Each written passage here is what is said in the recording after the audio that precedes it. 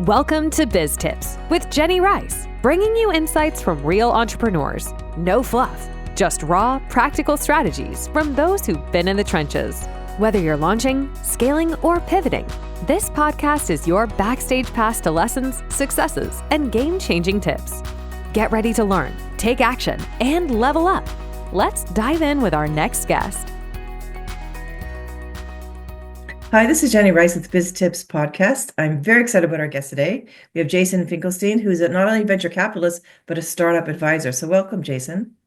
Thank you. Happy to be here. Yeah, glad to have you. So why don't you start with a little bit explaining your background and where you are today? I came from an entrepreneurial family. My grandfather owned real estate in Miami, Versace's hotel, Lowe's hotel property in New York. My father was a lawyer who started his own company. So I come from entrepreneurs.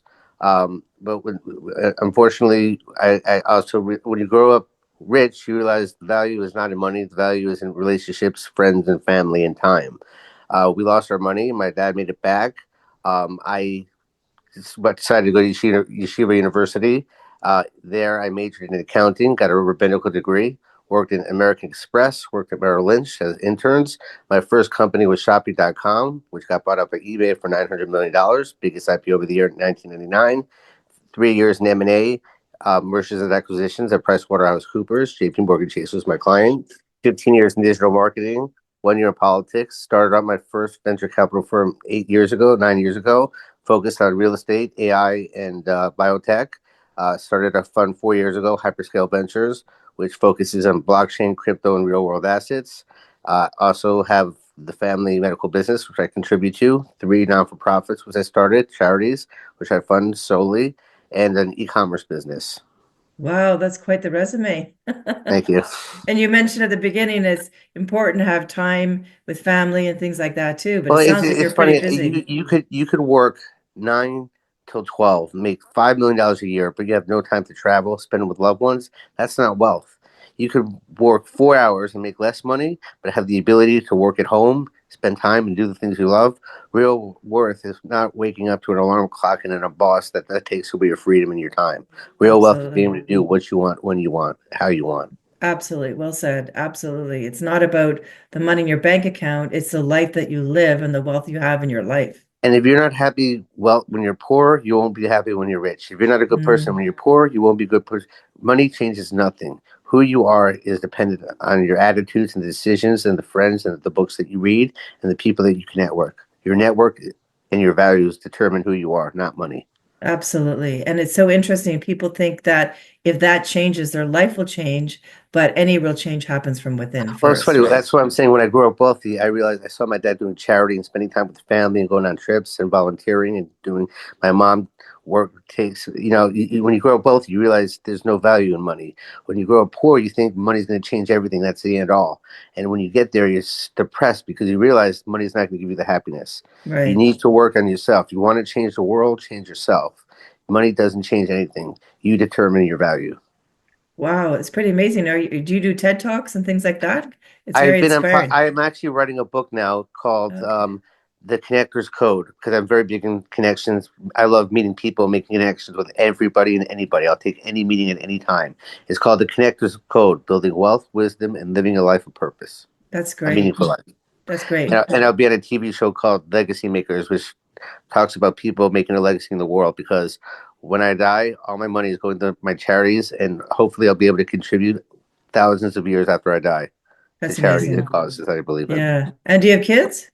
No kids. Divorced twice. Okay. Struggled because I'm hypomanic bipolar, which it's such a dangerous disease that the government gives you $2,000 because hypomanic bipolar people can't work. And I was able to overcome my mental illness and create several large investment funds and work with cutting edge technology and the smartest people in the world. I overcame that challenge, overcame homelessness because no one wanted to take me in when I first became manic and was going crazy. I overcame bankruptcies and divorces, and thank God, you realize you have to persevere. As long as you have friends and family, I had wonderful friends, wonderful family. They stood by me no matter how dark things get in life. God rescues you in a second. You just got to No. trust, pray, believe, and move forward. Put the past behind you and always move Yeah, forward. absolutely. Because you don't want the past to, really design your future. You want to say, no, I want to step into something new, right? Correct. Yeah, absolutely. Wow, what a great inspiring story. And it's so amazing that you've overcome that, but who you are in business now, and you're talking about connecting and connecting with people and connecting businesses and things like that, which is Well, really what I important. love about what I do is that I create jobs. I hire people in my company. I work with cutting edge technology that changes communities, grows companies. Companies hire, changes the world. I'm involved with the technology and founders and VCs of the highest level, and it's just such a humbling, wonderful, rewarding experience. That's My so great. rabbis charged me with this. Jason, you have to change the world. How do you do that? First, you change yourself, then you change your family, then you change your community, then you're ready to change the world. But first comes by changing yourself. Absolutely. I really believe that any true change, you have to start with yourself because sometimes the 100%. other things you can't influence, but you can inspire people, to say, hey, look what I've done. Maybe you can do the same, right? Absolutely. Yeah. And curiously, why all these different varied businesses? Just because of interest or what got you into all these wealth of different businesses? Um, I not. I always wanted to be history major, sociology. I'm an artist. I love the arts. I thought I was going to go because the business world.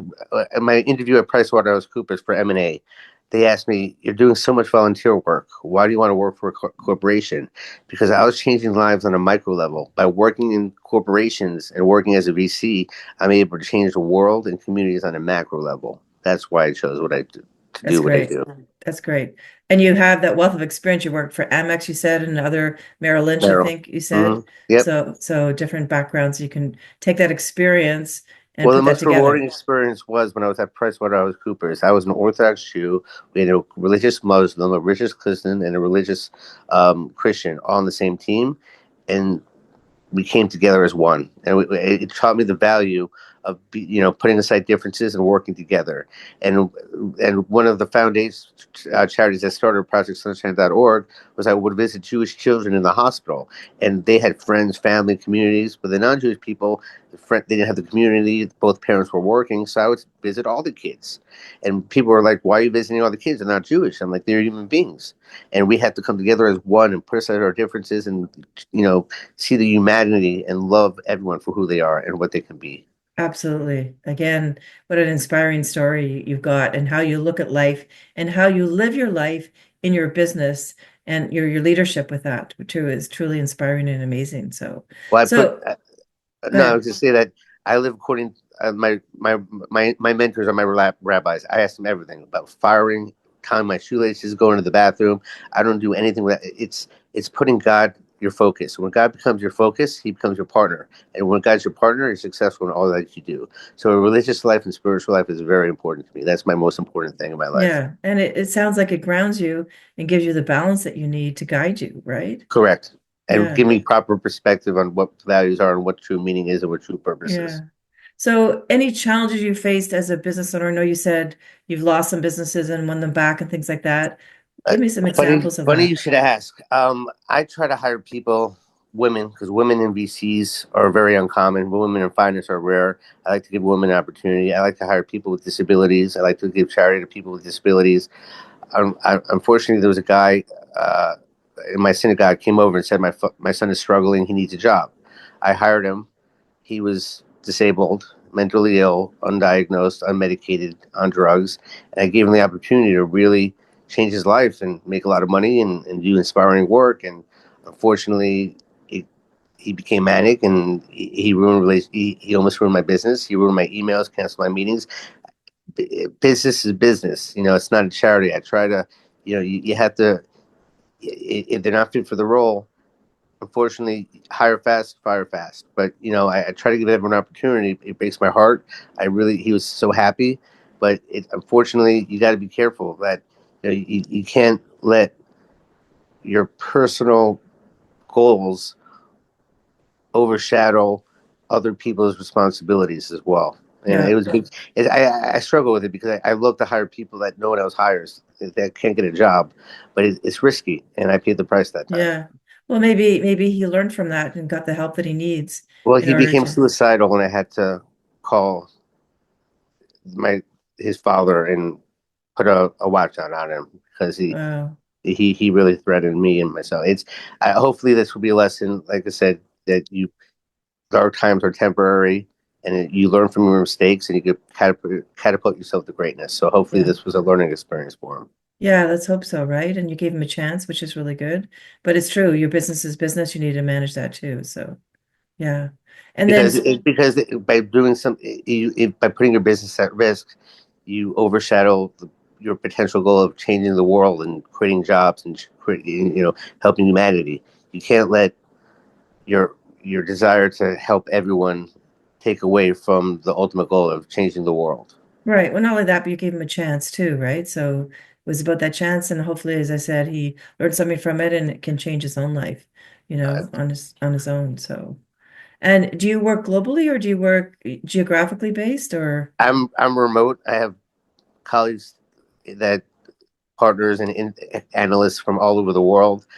I mean, I deal with India, China, Australia, France, Serbia, Russia.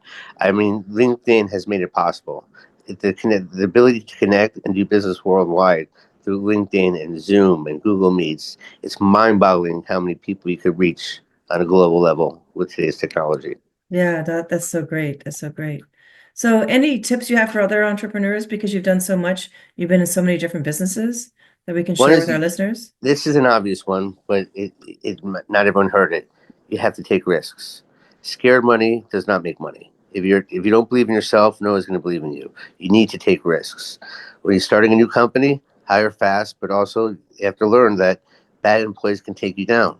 Toxic people can take you down. Just like you have to cut out toxic people in your life, so that you have to fire people that are bad. And persevere. Don't let any obstacle get in your way. Once a no is one step closer to a yes. A challenge, if you overcome it, you could create and excel so much greater because it makes you who you are. And if you're determined to do better, you will overcome that no matter how dark things are. You could overcome Absolutely. anything. Absolutely. And it sounds like, again, you walk your talk, you live what you say, right? I one of the people, I'm honest to a core. You have to be honest and trustworthy.